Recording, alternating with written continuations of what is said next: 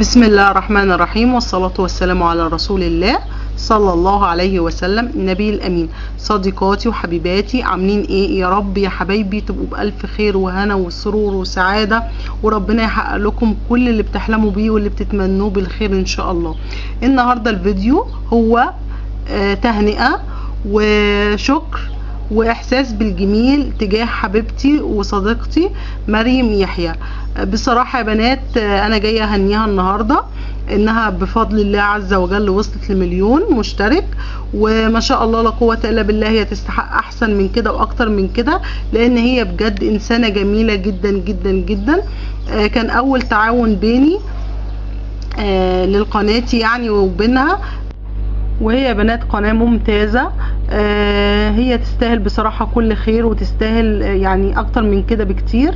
وعايزة كمان اشكرها، لان من لا يشكر الناس لا يشكر الله عز وجل.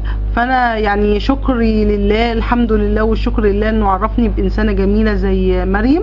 وبشكرها ان هي كانت من ضمن القنوات الكبيرة اللي عملت معاها تعاونيات.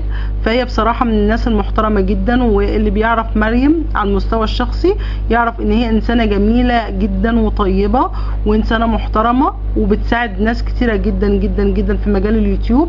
اي واحدة فينا بتحب تعرف حاجة تسألها على حاجة بالنسبة لموضوع القناة وكده هو بنبص نلاقيها دايما في ظهرنا، ودايما بتعرفنا اي سؤال نسأله لها تجاوبنا عليه.